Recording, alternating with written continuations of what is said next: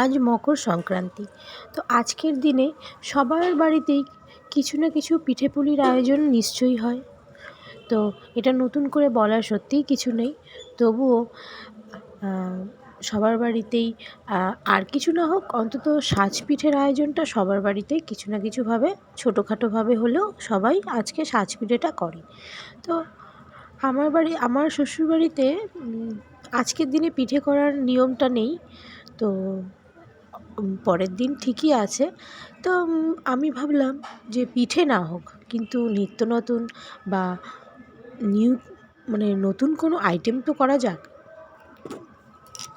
তো সেই কথা ভেবেই আমার মাথায় একটা নতুন রেসিপির কথা মাথায় এলো। তো ভাবলাম এটাই আজকে বানানো যাক। তো তোমাদের সঙ্গে সবটাই আমি শেয়ার করছি। তো আমার প্রসেসে যদি বানাতে চাও তাহলে অবশ্যই আমার ভিডিওটাকে পুরোটা দেখো, স্কিপ না করে। ভালো লাগলে অবশ্যই আমার চ্যানেলটাকে সাবস্ক্রাইব করে দিও। তো চলো, ফার্স্টে আমি 2.5 কাপ মতো ময়দা নিয়েছি। ময়দার মধ্যে 1 চামচ কালো জিরে, 1 চামচ জিরে আর 1 চামচ জোয়ান নিয়েছি। সেটাকে ভালো করে মিশিয়ে প্রায় 3 থেকে 3.5 চামচ মতো ঘি নিয়েছি। ঘিটা হালকা একটু উষ্ণ গরম করে নিলে কি ময়দার মধ্যে মিশতে ভালো সুবিধে হবে। আর হ্যাঁ, লবণটা খুব বেশি দেবে না, লবণটাও 1 স্পুন মতো দেবে। তো সব কিছু মেশানোর পর অল্প অল্প জল দিয়ে সেটাকে ভালো করে মিশিয়ে কিছুক্ষণ প্রায় 10 থেকে 15 মিনিট মতো ডোটাকে একটু শক্ত করে মাখবে। শক্ত করে মাখার পরে একটু মোটামুটি একটা ভেজা ন্যাকড়া দিয়ে 10 থেকে 15 মিনিট ওটাকে রেখে দেবে। তো তারপরে 2-3 থেকে 3 চামচ সাদা তেল নেবে। সাদা তেলের মধ্যে 2 চামচ কর্নফ্লাওয়ার নেবে। সেটাকে ভালো করে ফেটিয়ে একটা ডো তৈরি করে, একটা গোলা তৈরি করে রাখবে। তো 15 মিনিট হয়ে যাওয়ার পর ফার্স্টের আটার গোলাটাকে আমি 4 ভাগ করে নিলাম। তো 4 ভাগ করে নেওয়ার পর আমি একটা গোলাকে ফার্স্টে পাতলা রুটির মতো ভাবো। কোয়ান্টিটিটা তোমরা বুঝতেই পারছো যে কীরকম পাতলা হচ্ছে। তো তারপরে ভালো করে ওটাকে যে কর্নফ্লাওয়ার আর তেল দিয়ে যে মিশ্রণটা বানিয়ে রেখেছিলাম সেটাকে ভালো করে দিলাম।